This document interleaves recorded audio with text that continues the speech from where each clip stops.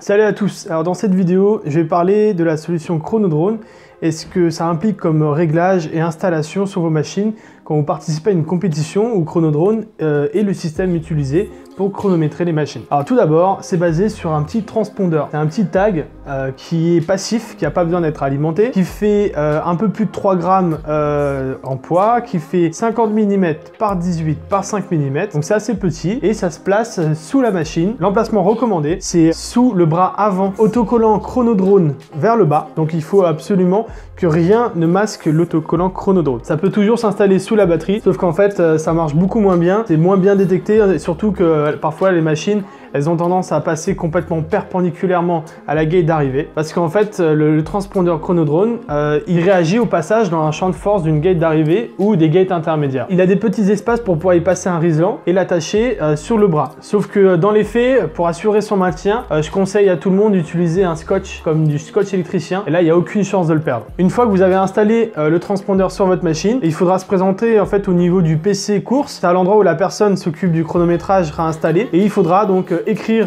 votre identifiant personnel dans le transpondeur de Chronodrone. Donc il y a un lecteur de transpondeur qui va vous donner un identifiant et vous serez inscrit à la course. Ce qui est très important, c'est de ne pas partir sans son transpondeur. Sans celui-ci, vous êtes complètement invisible si jamais vous l'avez oublié au paddock ou si jamais vous l'avez mis sur votre machine. Par exemple, vous êtes sur la ligne de départ, votre machine principale a un problème, elle veut pas armer ou elle veut pas s'allumer. Il faut vite transporter le transpondeur d'une machine à l'autre. Vous allez sûrement avec le stress et l'envie de vite de repartir, vous allez oublier de déplacer le transpondeur et vous allez faire une manche non chronométrée puisque vous n'avez pas de transpondeur installé sur la machine. En général, sur les courses Chronodrone, il y a une solution de départ qui permet d'éviter tous les faux départs. C'est une séquence de bips aléatoires qui peut aller de 3 bips jusqu'à 7 bips. Et le dernier bip, qui est différent des autres, est plus puissant et plus fort, qui indique le départ de la course. Donc c'est impossible d'anticiper le nombre de bips avant son départ. Donc là, on peut écouter ce que ça peut donner sur un départ. Pilots, arm your quad. Le jour de la course, vous avez un réseau local Wi-Fi qui s'appelle Chronoscore qui permet d'accéder à en fait, l'ensemble des données que génère le système de chronométrage. Si jamais il y a un mot de passe, c'est Chronopass, donc ça s'écrit Chronopass avec 2 S à la fin. Une fois que vous êtes connecté sur ce hotspot Wi-Fi avec votre téléphone ou votre PC, vous allez sur votre navigateur internet, vous tapez en haut dans la barre d'adresse web chrono.com, vous accédez aux 3 onglets que propose Chronodrone actuellement. Le premier, en fait, c'est le leaderboard, c'est le classement actuel des qualifications. En fonction de l'option et de la réglementation que tu as choisi, tu as ton classement actuel. Le deuxième onglet, c'est le best lap. Donc là, c'est tous les tours confondus, c'est le meilleur tour de chacun des pilotes. Ce classement du meilleur tour est rafraîchi en permanence, même pendant une course. Si quelqu'un fait le meilleur tour, ça sera tout de suite affiché. Et le dernier onglet, c'est le run en cours. Il va y avoir donc les 4 pilotes ou 6 pilotes avec leur tour actuel. Il y aura le temps de leur dernier tour, leur meilleur tour de l'ensemble et le nombre de tours et leur position. Il faut savoir qu'Adrien de Chronodrone se déplace sur les événements juste pour du défraiement, hein. Il ne fait pas payer sa prestation puisqu'il développe sa solution en ce moment. C'est un environnement qui est complet, c'est-à-dire qu'il y a le système de chronométrage, il aide énormément au développement du stream et du live stream.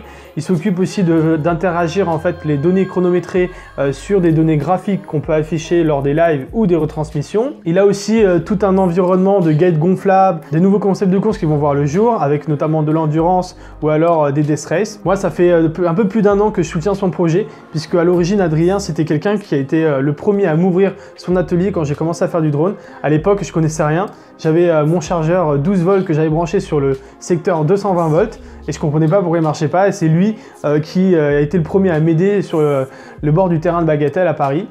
Donc c'est grâce à lui que j'ai débuté en fait le bricolage du drone. Et donc quelques années plus tard, quand il m'a présenté son projet, j'étais ravi de l'accompagner. L'autre grand avantage de Chronodrone, c'est qu'il n'est pas dans un environnement fermé. Il peut s'adapter à vos règlements. Il n'est pas fermé sur un seul règlement. Justement, par exemple, la Battle Race qu'on voit ce week-end, en fait, c'est la première fois qu'on a une sorte d'option 3 avec montant descendante. Et ça, Adrien peut le faire. Voilà, vous en savez un peu plus sur ce système qui est pour moi le plus adapté à notre sport en ce moment.